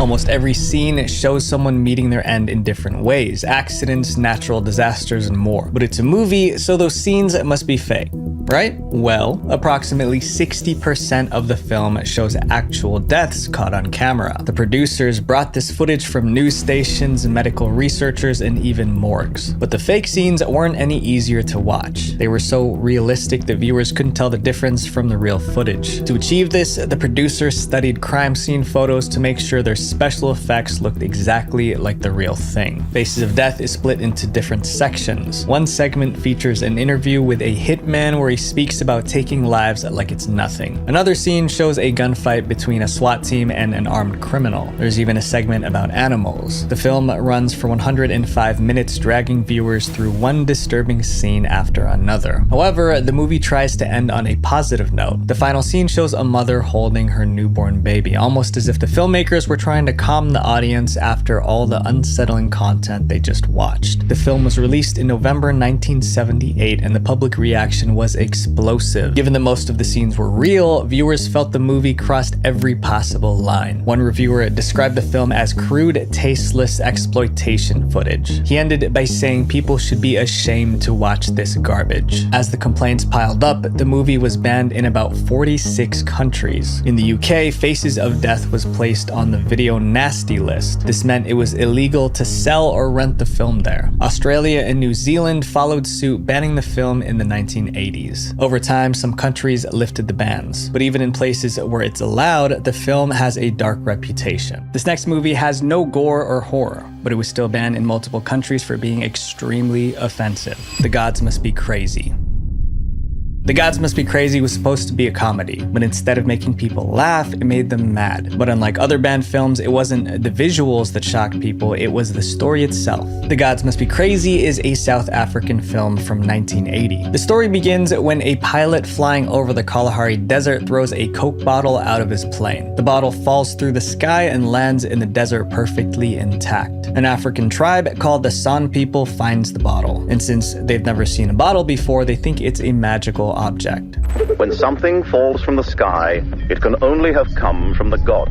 The tribe puts the bottle to use in all kinds of ways. They use it as a musical instrument, a fire starter, and even a cooking utensil. But what starts as a blessing quickly turns into a curse. Since there's only one bottle to share, it leads to fights and jealousy among the tribe members. He, one of the tribesmen, decides the bottle is causing too much trouble. He takes it and sets off on a journey to return it to the gods. The unusual story of Key, the bushman, as he travels to the edge of the earth to return the god's mistake. Along the way, Key meets new people, gets into strange situations, and has many adventures. The film ran for 109 minutes and cost $5 million to produce. When it was released in September 1980, it didn't disappoint. The Gods Must Be Crazy slowly became a worldwide hit. It was the most financially successful South African film ever produced at the time. It earned about $200 million worldwide and was translated into multiple languages. The Gods Must Be Crazy, an epic comedy of absurd proportions.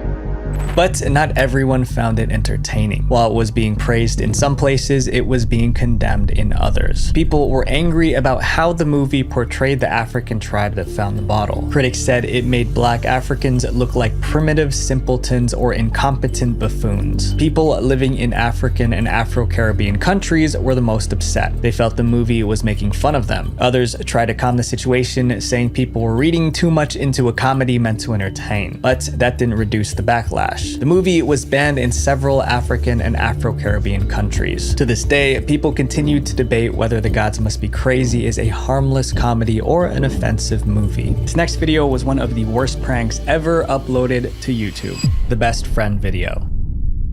This video was described as the worst prank ever uploaded to the internet. It was so bad that over 100,000 people signed a petition asking YouTube to take it down. Although the video was eventually deleted, the chaos it caused will never be forgotten. The man at the center of the controversy was Sam Pepper, and he did not have a great reputation. He had this quirky, abrasive personality. He rolled this personality into a YouTube career after he got evicted from Big Brother. Sam started posting on YouTube in September 2010. His channel focused mainly on pranks. At first, his videos were funny and helped him gain a lot of fans. But when more creators began doing prank videos on YouTube, Sam tried to stand out by making his pranks wilder. The idea was as offensive or as weird as possible, regain him views with his boyish, teenage-ish audience. Sam Pepper's extreme pranks did get him millions of views, but they also caused a lot of controversy. His video caused so much chaos in 2014 that the hashtag #ReportSamPepper started trending on Twitter. But no matter how much they complained, Sam kept pushing the limits. That brings us to the video we're discussing today, the Killing Best Friend prank. The title alone gives you an idea of how far Sam went with this one. Sam Pepper wanted to see how someone would react if they saw their best friend's life end right in front of them. So he decided to find out by pranking someone. The video started with Sam revealing the best friends involved in his plan. Hello guys, today I'm filming a crazy prank.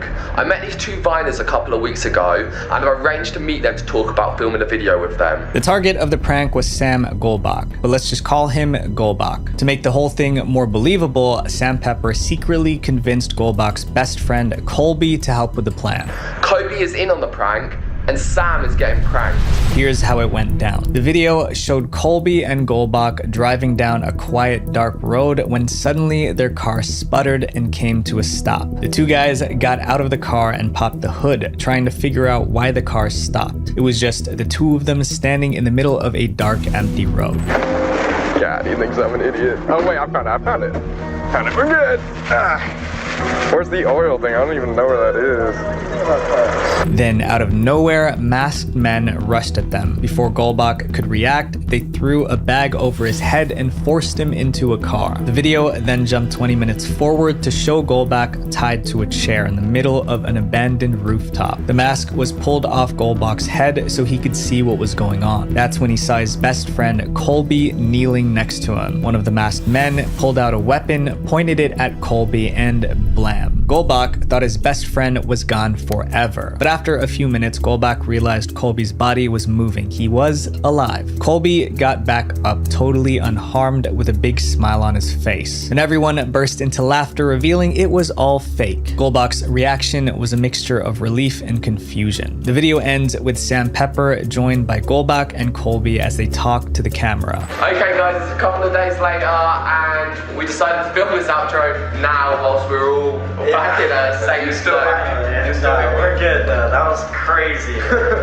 Props to you guys, that was actually... Golbach looked like he was fine with what happened, but when people watched the video, they had a very different reaction. The video went up in November 2015 and the viewers absolutely hated it. There was absolutely no humor in it, not at all. One person wrote, "This is the darkest thing I've seen in a while. Cried real tears. This is not okay." As more people watched the video, the backlash just kept growing.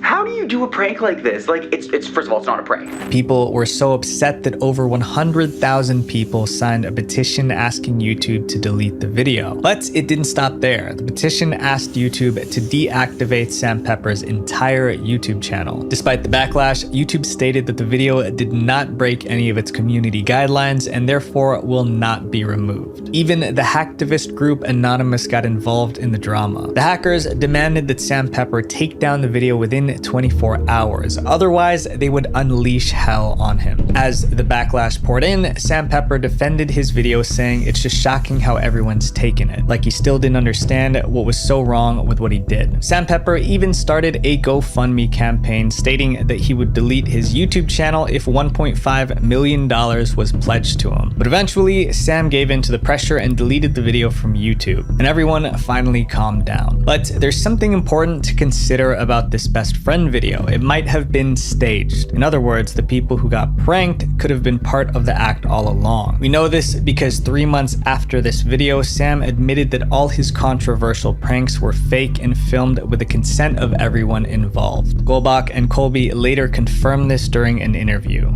Most people don't believe me that was acting. They're still like, oh, he got traumatized, that was real.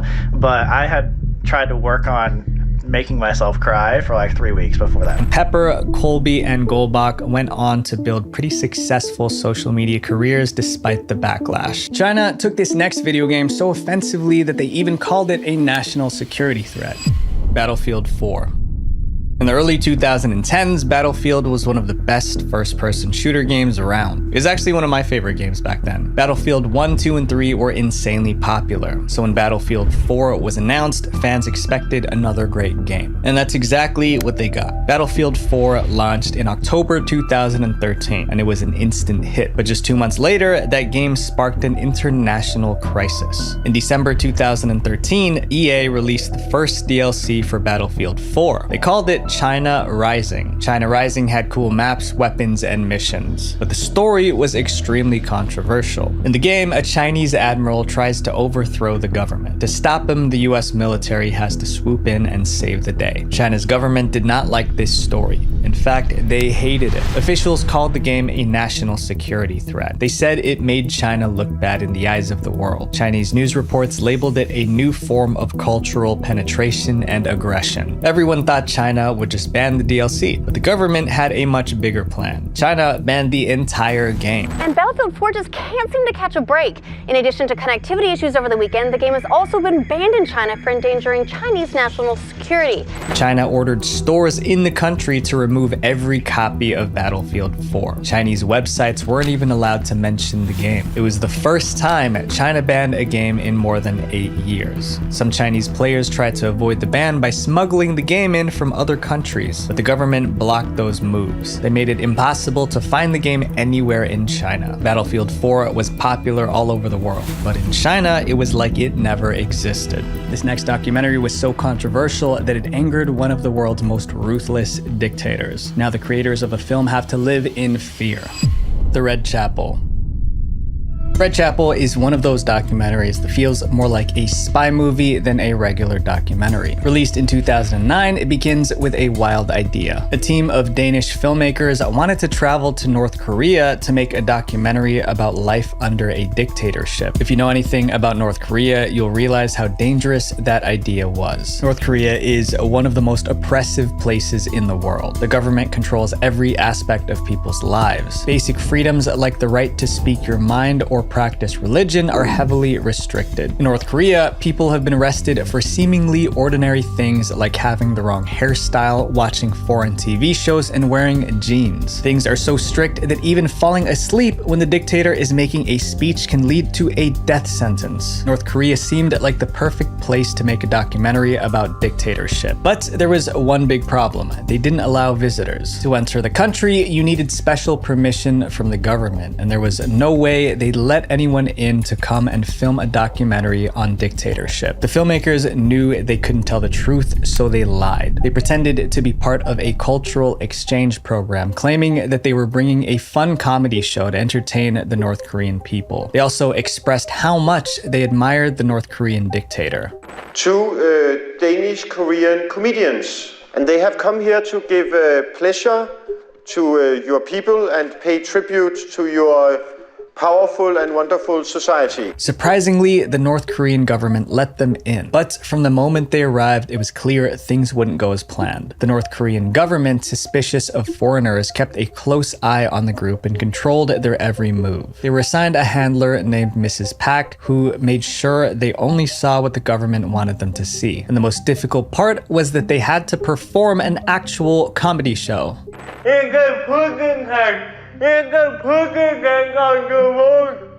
are you? Who are you? A cat, a cat. Pussy or with? In English you can say pussycat or cat. It's you know, a cat. Pussy. Meow.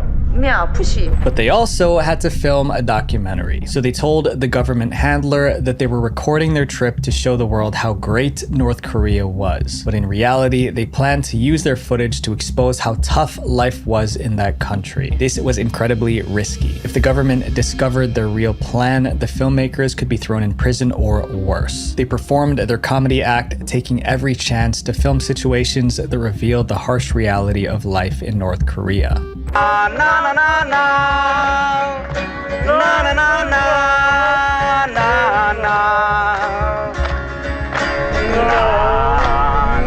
However, as they kept filming, they started to wonder if they were doing the right thing. They realized they were putting North Korean citizens in danger just by talking to them, because if anyone was caught saying something bad about the government, they could face severe punishment. After finishing their comedy performances, they left North Korea and turned their footage into the documentary The Red Chapel. It was shown at multiple film festivals and got a lot of praise. But obviously not everyone was happy about it. The Red Chapel was banned in North Korea for mocking the regime. North Korean officials accused the director of lying to get into their country and even called him an animal. Even though the Red Chapel is still banned in North Korea, it won multiple awards around the world. This next game got in trouble because it put kids in danger. Roblox.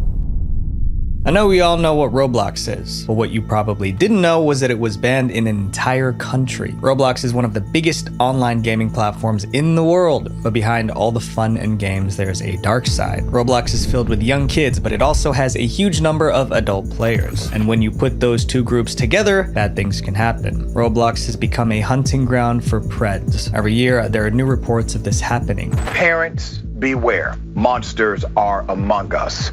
Police said the 13-year-old girl met Graham on Roblox. Despite all the stories, it doesn't look like Roblox is doing enough to stop it. Roblox has a history of ignoring problems that don't directly affect their profits. It's almost like all they care about is money. Back in 2022, I said something that can still apply today. I mean, to me, it's pretty clear that Roblox doesn't see its users as people. To them, we're just walking money bags waiting to be empty. At the time, I was talking specifically about Roblox's payment system, but in a way, it applies to the platform as a whole. It seems that Roblox's top priority isn't safety, it's making money. They focus on getting more users and growing their business. Everything else, including protecting young users, comes second. Since Roblox isn't doing enough, some countries decided to act. One of them was Turkey. On August 7th, 2024, Turkey officially banned Roblox. They released a statement saying they did it to ensure the protection of Turkish children. At first, Turkey banning Roblox didn't seem like a big deal. That was until people realized Turkey had the 5th largest Roblox player base in the world. Roblox didn't want to lose millions of users, so they tried to negotiate with Turkish officials to lift the ban, but the government wouldn't budge. Turkey refused to let Roblox back in. After that, other countries started thinking about banning Roblox too. This means that if Roblox doesn't take safety more seriously, more bans could be on the way. Horror movies are obviously supposed to be scary, but this next movie pushed the limits. Saw 6. The Saw franchise became famous for its gruesome, violent horror. The fans loved it and they kept coming back for more. The first 5 Saw movies made over $400 million at the box office, turning a massive profit. So when it was time to make Saw 6, the producers decided to take things to the next level. But some people think they went a little too far. Saw 6. To really understand Saw 6, you need to know what the series is about. The Saw franchise centers around a vigilante known as Jigsaw. Jigsaw has a twisted concept of justice. He believes that bad people need to be punished, but not necessarily by going to jail. They need to face life or death situations designed to teach them moral lessons. In Jigsaw's mind, if they survive these challenges, they'll become better people. So Jigsaw kidnaps these so-called bad people and forces them to play horrifying games where survival is not guaranteed. Saw 6 begins with 2 loan sharks who've been captured by Jigsaw. He throws them into a deadly game with one rule. Only one of them can leave alive. What follows is a brutal contest for survival. In the end, only one makes it out. That set the tone for the rest of the movie. Jigsaw's next target is a health insurance executive named William. The reason why William is there is because he denies insurance coverage to people who desperately need medical care. This didn't age well. But my requests for coverage have all been turned down. Yeah. So I was hoping that if I came and explained it to you that you might be able to get that overturned for me. Jigsaw captures William and takes him to an abandoned zoo. A videotape informs William that he must complete a series of tests to survive. The challenges in this movie aren't random. Every one of them is designed to punish William for his decisions and force him to confront the lives he's ruined. As the movie goes on, the tests become more brutal and the stakes get higher. The producers poured $11 million into making the movie as scary as possible. In October 2009, Saw 6 was finally released. That's when the trouble began. Saw 6 was so graphic and intense that many countries had an issue with it. Even in America, where horror films often push boundaries, the Motion Picture Association demanded that the gruesome opening scene should be toned down before the movie could be approved for release. In Spain, things were even more problematic. Spanish film authorities gave the film an X rating for extreme violence. This meant the film could not be shown in any theater in Spain. The producers were forced to cut some of the most graphic scenes. Only then did Spain lower the rating to an 18. This meant it could be shown in theaters, but only for adult audiences. However, other countries weren't willing to compromise. In Thailand and Malaysia, Saw 6 was flat out banned. Trinidad and Tobago also banned the film. Despite all the controversy, Saw 6 still managed to earn $69.8 million worldwide. Although that sounds impressive, it was the lowest grossing film in the Saw franchise at the time. Many people think the movie was just so unwatchable that it hurt its box office performance. As one review said, Saw 6 is the 6th Saw I've seen and maybe the sickest. Because of this next game's questionable nature, it was banned in 6 different countries. Manhunt 1 and 2. Manhunt was released in 2003, and it's still one of the most controversial games ever. In the game, you play as James Earl Cash. Cash is a death row inmate about to be executed by lethal injection, but right before it happens, he wakes up. He realizes he was just sedated. Then a mysterious voice starts speaking to Cash. The voice introduces himself as the director. He tells Cash there's one way out, one last shot at freedom, but only if Cash follows his instructions. Do exactly as I say, and this will be over before the night is out. The problem is that the director's instructions are all about ending lives. Cash is told to hunt down enemies and take them out using whatever he can find. Glass shards, baseball bats, plastic bags, anything becomes a weapon. What made Manhunt even worse was how real it all felt. The people Cash hunted in the game showed fear and desperation. And then came the twist. Cash found out he was actually starring in a snuff film. All his brutal acts were being filmed by the director. You're doing fine, Cash, just fine. We're getting some great material here. The game also had kidnapping, substances, and so many more illegal acts I can't even tell you guys. All in all, Manhunt was deeply disturbing and people were furious. The game was even called a murder simulator. In the US, parents and politicians demanded an immediate ban. They were scared the game might inspire real-life aggression, especially among young people. But somehow, Manhunt slipped through. It was never banned in the US, but other countries weren't as forgiving. New Zealand, Malaysia, South Korea, and Saudi Arabia all banned Manhunt as soon as it was released. But that was nothing compared to what happened in the UK. In July 2004, a boy took the life of his close friend. Almost instantly, tabloids in the UK jumped on the story. They reported that the culprit was obsessed with Manhunt, suggesting the game inspired the crime. But when police investigated, they found out the culprit didn't even own the game. But it was too late. Manhunt was now tied to a real-life tragedy. Its reputation got even worse, and more countries, including Australia and Germany, banned the game too. But after all this bad press, Rockstar Games did something no one saw coming. They made a sequel to Manhunt. In 2007, Rockstar Games released Manhunt 2, and somehow it was even more disturbing than the first. This definitely takes the cake as probably the most violent thing I've played. The sequel introduced a new feature called Levels of Execution. The game encouraged players to eliminate their targets in brutal ways to get more points, and people were not okay with that. Soon, they were talking about the game in Congress. The new video is called Manhunt 2, and at the state capitol, it's creating ripples over the rating system for these games. In the US, Manhunt 2 was rated adults only. Major stores refused to sell it. Consoles like PlayStation and Nintendo blocked it. Tonight, a violent video game pulled from store shelves. Manhunt 2 has been the target of criticism since its release a week ago. Now Target is doing something about it. To save the game, Rockstar blurred some of the violent scenes and cut out the worst parts. That version got a mature rating in the US and could finally be sold. But even the toned-down version was still too much. Manhunt 2 got banned in Germany, Malaysia, Australia, and South Korea, among others. The game was just too intense. If there's one thing these bans prove, it's that games are powerful. This next video film didn't rely on special effects, it showed real suffering. Earthlings.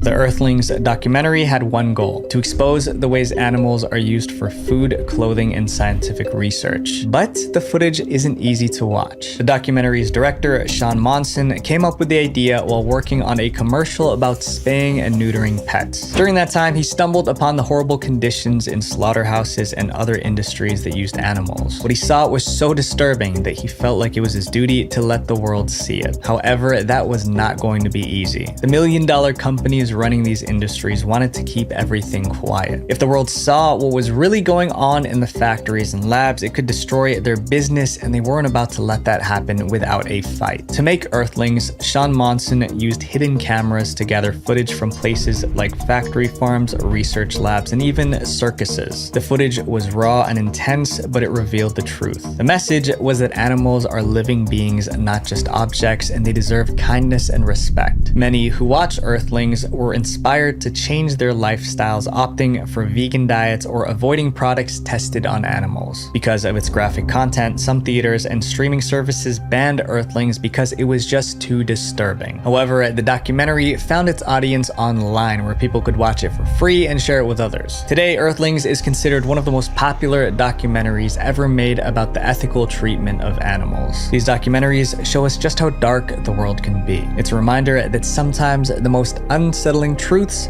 are the ones we need to hear. This next case proves that kids' content on the internet can be damaging for them. The disturbing Elsagate. A few years ago, YouTube was under a lot of backlash. The only way they survived was by deleting hundreds of videos. Those deleted videos were called the Elsagate videos, and this is the dark story behind them. Between 2016 and 2017, weird thumbnails like these started popping up on YouTube. At first glance, you see familiar faces like Elsa from Frozen and Spider-Man, but if you pay attention to the titles and how they're posing, you realize something's off. Anyone who clicked on these thumbnails was in for a nasty surprise. Instead of fun, kid-friendly content, the videos showed disturbing and straight-up creepy scenes. There was an episode where I saw a popular character, and I think it was Peppa Pig again. They'd actually set fire to a house with one of the other characters in it. Some videos showed Elsa and Spider-Man with huge needles acting out bizarre hospital scenes. Others showed Peppa Pig crying or being chased. Some videos even showed cartoon characters doing intimate things that are not suitable for kids to watch. Peppa Pig drinking bleach. Those are just some of the troubling videos that slipped through the filters. The problem was that there wasn't just one or two videos like this. There were thousands on YouTube, and some children couldn't tell the difference between these creepy cartoons and their regular kids' cartoons. She was not aware. She was not aware. She thought it was Peppa Pig. She just wanted me to not take it away from her because she was engrossed in what the video was. This disturbing trend became known as Elsagate. The name came from Elsa, one of the main cartoon characters in these videos, and the word gate, which is a term used to describe major scandals. But that doesn't answer the biggest question. Why would anyone create such weird videos using popular cartoon characters? Some content creators figured out that using famous kids characters like Elsa or Spider-Man could bring in tons of views. And with those views came big money from ads. By making videos that were purposely shocking or weird, they could take advantage of kids' curiosity and the fact that they often watch videos over and over. To make as much money as possible, they pumped out these videos fast. Each video would rake in hundreds of thousands or even millions of views, which meant more money in their pockets. These videos were low quality and didn't follow real stories, just random unsettling moments. It's like, this stuff is crazy. It's weird. I didn't even know about this. They dress up in these cartoons. They have little babies that are dressed up like Spider-Man or like Elsa. And like this scene keeps happening over and over again. Before long, everyone was talking about Elsagate. Parents, teachers, and the media. The news called the videos nonsensically nightmarish and pretty twisted for children's content. Inappropriate videos have infiltrated YouTube Kids. One click, and it's down the rabbit hole. Video suggestions after that growing more and more deranged. Child psychologists warned that watching such strange and violent scenes could confuse or scare children. It's going to be confusion. Like, I'm expecting one thing, I'm used to one thing, and now it doesn't make sense. It's unfamiliar. Some angry parents even reported the strange videos to the cops, but the cops couldn't really help. And we've received complaints about the difficulty for police is those kinds of videos are not illegal. Before long, people stopped pointing fingers at the creators of these videos and started blaming YouTube itself. Parents were furious, demanding that YouTube step in and get rid of the disturbing content. Some even banned their kids from watching YouTube altogether. To save its reputation, the platform began mass deleting thousands of these so-called Elsagate videos. In November 2017, YouTube announced that it terminated more than 270 accounts and removed over 150,000 videos that fell into the Elsagate category. YouTube also demonetized nearly 2 million videos with questionable kids content. But the most important thing YouTube did was update its policy, announcing that creators would no longer be able to monetize videos that made inappropriate use of family-friendly characters. These bans are a reminder that the content you watch online can shape who you are without you even realizing it. So my friends, be careful what you give your attention to, because what you consume might consume you. Visual venture. I hope you guys are hydrated and enjoyed the mega deep dive into banned media. Make sure you guys subscribe because I'll be making more deep dives like this one like every couple of months. But I got way more dark internet documentaries for you guys to watch right now if you click right here. Love you guys. Peace.